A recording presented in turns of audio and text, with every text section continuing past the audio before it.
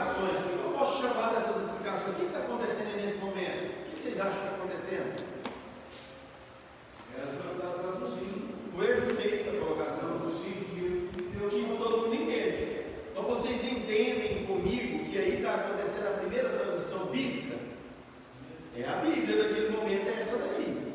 Está traduzindo a Bíblia ou não? Sim. Ah, pastor, está traduzindo um relato oral, beleza? Está fazendo um relato oral. Está fazendo uma tradução oral, mas é uma tradução.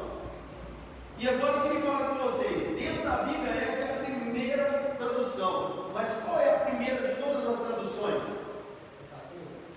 Primeiro de todas as traduções, antes do Pentateuco, o que vocês entendem que pode ser?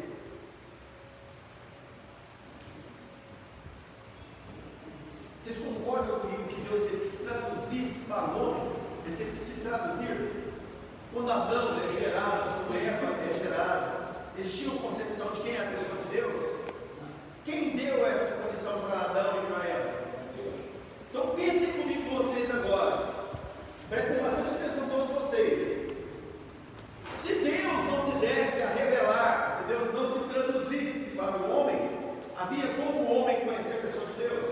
Não havia como. Então nós podemos dizer que a primeira das traduções, nesse sentido, é quando Deus se dá a revelar ao ser humano. Essa é a primeira das traduções.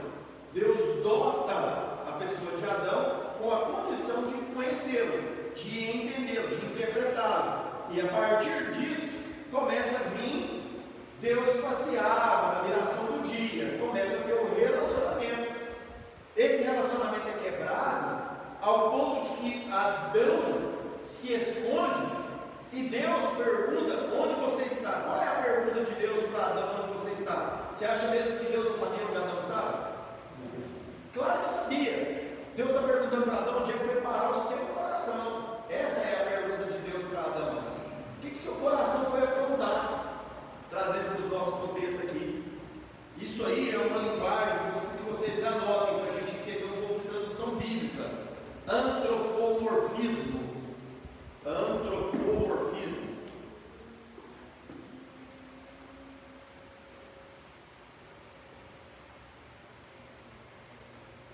Antropomorfismo.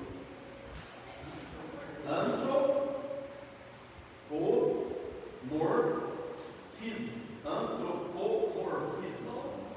É assim, antropomorfismo. Antropomorfismo. Morfismo. O que significa? Vou falar para cá para vocês. Todo mundo notou antropomorfismo? Pai, Senhor. Pai, Senhor. Achei que anotando. Antropomorfismo. Anota aí. Antropos é simplesmente dois radicais. Antropomorfismo.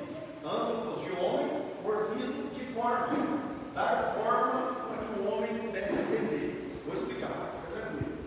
Antropomorfismo é fazer com que o homem entenda a linguagem de Deus. Isso é antropomorfismo. E aí nós vamos entrar agora um pouquinho, antes de entrar nas traduções, um assunto polêmico, muito polêmico, dentro do antropomorfismo. Fazer com que dê formas que o homem entenda. A linguagem de Deus para que o homem entenda. É a forma do homem entender a Deus. Isso é antropomorfismo. Certo? Vamos explicar aqui um pouquinho. Vamos lá. Alguns sentimentos. É a forma para que o homem entenda a linguagem de Deus. Seria uma das maneiras de entender o antropomorfismo. Que é antropomorfismo. Quando estamos falando de teologia, nós temos que tomar cuidado para a gente não cometer alguns erros teológicos. O antropomorfismo é um dos mais comuns que alguns pregadores, pastores e teólogos vão usar. Isso é um risco, você pode incorrer um erro teológico muito grande. As linguagens porque de Deus. os sentimentos dos quais o homem obtém, Deus, ele dotou o homem disso, mas Deus não é passivo desse sentimento. Vamos entrar numa coisa polêmica. Deus não sente saudade. Deus não sofre. Ou você discorda de mim? Que Deus sofre? Não. Já ouviu o pastor, o pregador, aparecendo no YouTube,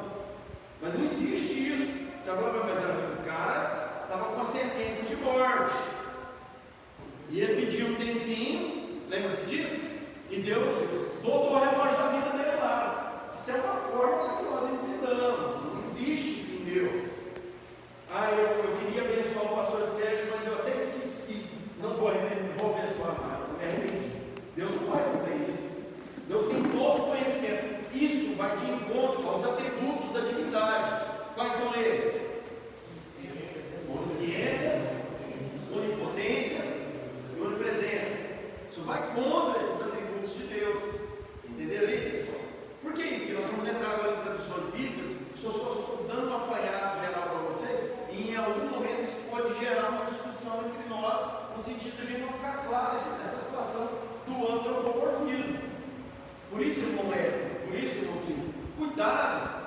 Lembra que ontem eu coloquei uma discussão no grupo lá? Quando se está tratando de alunos de teologia, cuidado com o que você vai publicar, cuidado com o que você vai escrever, cuidado com o que você vai compartilhar, vídeos, textos, pesquise a fonte, pesquise a autoria, para que você não cometa nenhum absurdo.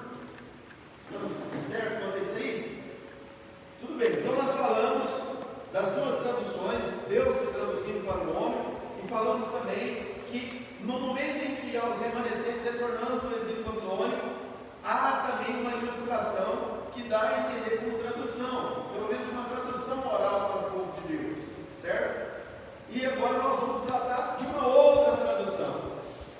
Essa tradução, ela não está registrada na Bíblia.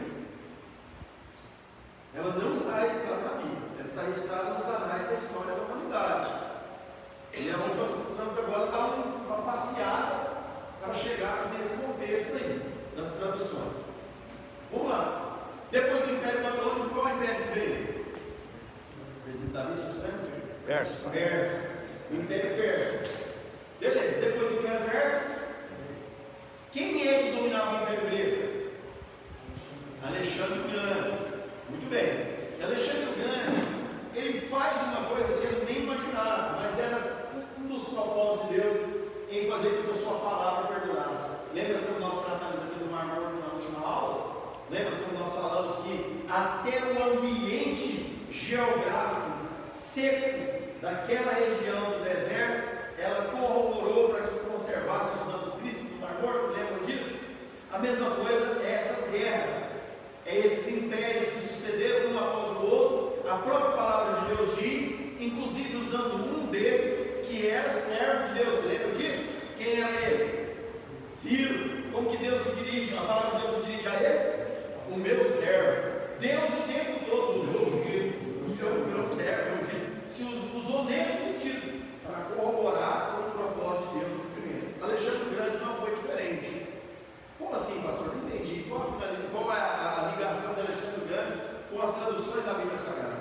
Alexandre o Grande vai dominando boa parte do mundo. Eu mandei um vídeo para vocês que tem a evolução dos impérios, e vou mandar uma outra